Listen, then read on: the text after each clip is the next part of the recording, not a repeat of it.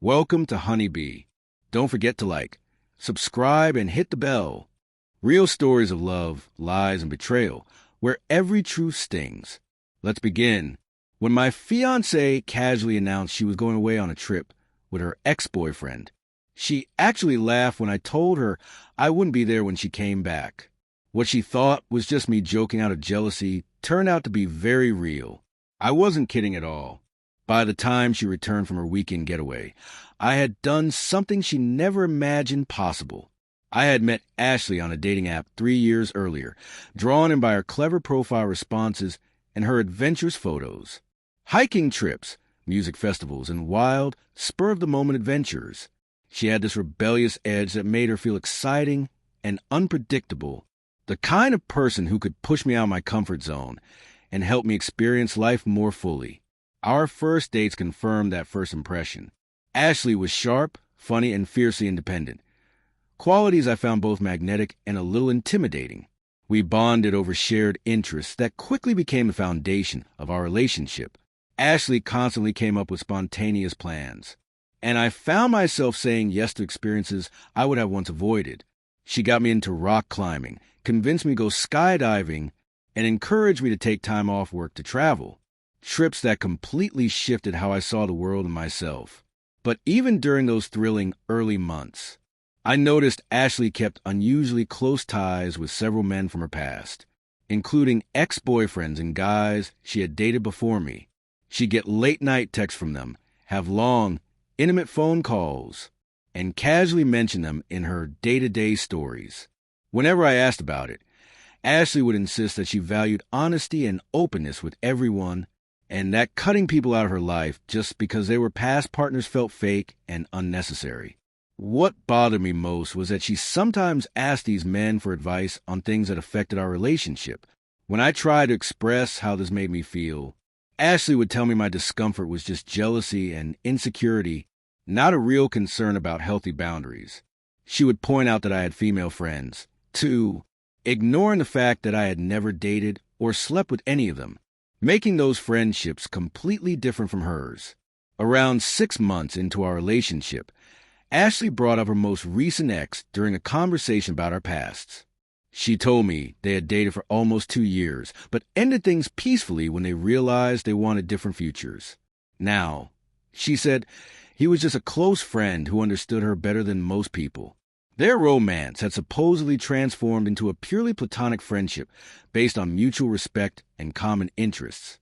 I appreciated her honesty, but I couldn't ignore how often he popped up in her daily life. Ashley seemed to treat him as one of her closest confidants, valuing his opinion on things I believe should stay between us. Months later, when I brought this up again, Ashley got defensive. She accused me of trying to control her. She insisted her friendships with other men were completely innocent, and that my discomfort was just proof of my jealousy and immaturity. She reminded me that she had chosen to be with me, not her ex, and that my push to limit her friendships was exactly the kind of behavior that had ruined her previous relationships. These arguments became a recurring theme. I kept quiet about my concerns most of the time, because I didn't want to be the controlling boyfriend. I convinced myself that her openness about these friendships meant she had nothing to hide, and that we were building our relationship on trust. As we entered our second year together, Ashley and I found a rhythm that felt steady and real. We moved in together after 18 months, combining our stuff and building daily routines. By our 3rd anniversary, I was sure that what we had was strong enough for marriage. I had been secretly planning a proposal for months, wanting it to be special, full of the adventure and spontaneity that had always defined us. When I finally asked her to marry me, Ashley's enthusiastic yes confirmed we were ready to take the next step. Our engagement was full of excitement and hope.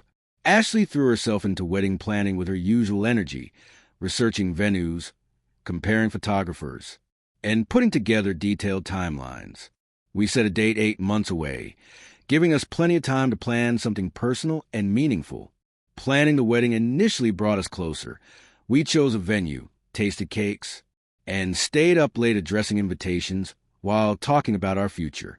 But even during this happy phase, Ashley was still in frequent contact with her ex. Her closeness with him bothered me more now than ever. When I suggested that she take a step back from those friendships, not control her, but because our commitment to each other should come first, Ashley would tell me that I had proposed knowing about those relationships, and that trying to change the rules now was manipulative.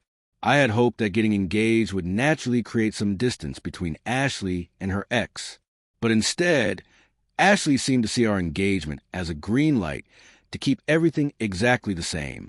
I told her that while I trusted her, I was uncomfortable with the amount of emotional energy she invested in him. I asked her to set some boundaries, like limiting contact to group settings and avoiding one-on-one meetings that might reignite old feelings. Ashley brushed off my concerns, saying everything was innocent, and accusing me of creating problems where none existed. I explained that this wasn't about jealousy, it was about respect and boundaries. But Ashley saw it as me trying to control her again. This tension never fully went away. We kept wedding planning, but there was an unspoken friction that made every interaction careful and strained. The breaking point came one Monday night, for months before the wedding. I had just gotten home from work when Ashley casually announced that she was going away for the weekend. When I asked who she was going with, she jokingly said my ex and laughed as though she had made the world's funniest joke. I immediately told her that if she was serious about going away with her ex, she shouldn't expect me to be here when she got back. I wasn't threatening her. I was stating a fact. If she prioritized her ex over me and our upcoming wedding, then she was making her choice. Ashley just laughed harder, as if my seriousness was proof of the jealousy she always accused me of. Later that night, she admitted she had been joking. She was actually going on a girls' weekend with friends. She apologized, but also told me I had overreacted. I was relieved, but I couldn't shake the feeling that the joke was in bad taste, especially given the arguments we'd been having. When Friday came, Ashley left for her trip, and I spent the weekend tackling house projects and catching up on work. It felt good to be productive and clear my head. But Saturday night, while scrolling Instagram, I saw something that made my stomach drop. A local restaurant had posted photos of their busy weekend crowd. And there, in plain sight at a corner table, was Ashley, sitting with her ex, looking like a couple out on a date. It felt like someone had punched me in the chest. Ashley hadn't just lied about her weekend plans. She had gone out of her way to deceive me. I stared at that picture for what felt like forever, realizing she had been planning to see him all along. I didn't call her. I stayed up that night thinking about what this meant for our future. Ashley had made it clear where her priorities were, and I wasn't willing to compete with ghosts from her past anymore. Sunday morning, I texted her to tell her exactly how I felt. I said she had finally gotten the freedom she wanted because I was done. Then I called a locksmith and had the locks changed. While he worked, I called my family and close friends to tell them the wedding was off. Most were shocked, but when I explained about the photo and Ashley's lies, they understood. That night, I carefully packed all of Ashley's belongings and arranged to have them delivered to her parents' house. When Ashley got back and found herself locked out, she blew up my phone with calls and texts, thinking this was just some dramatic gesture, and that we'd eventually talk it out. But I didn't reply. Ashley still didn't seem to understand how serious this was. She claimed nothing romantic had happened, accused me of overreacting, and begged me to talk so we could fix things. But there was nothing left to fix. Ashley's lies weren't just a one-time mistake. They revealed a pattern of behavior that I couldn't live with. Over the next few weeks, mutual friends took sides. Some said I had overreacted. Others supported me completely. I didn't care who agreed. I knew I'd made the right choice. Ashley kept trying to contact me, sending messages, asking friends to mediate, even showing up at my workplace. But I had already made my decision. Months later, she tried one last time to reconcile. I reminded her of that night when she told me not to be jealous about going on a trip with her ex, and I told her she never had to worry about that again. I wasn't there to be jealous anymore. This whole experience taught me a hard truth. Trust isn't blind faith. It's built on honesty. And when someone consistently chooses lies over transparency, you owe it to yourself to walk away. Ending the engagement was painful, but it was also freeing. I no longer had to guess where I stood in her priorities. I could focus on building a future with someone who shared my values and understood that marriage isn't just about legal commitment. It's about choosing each other every single day. Ashley's sarcastic joke about going away with her ex ended up being the most honest thing she'd said in months, because it showed me exactly where I stood.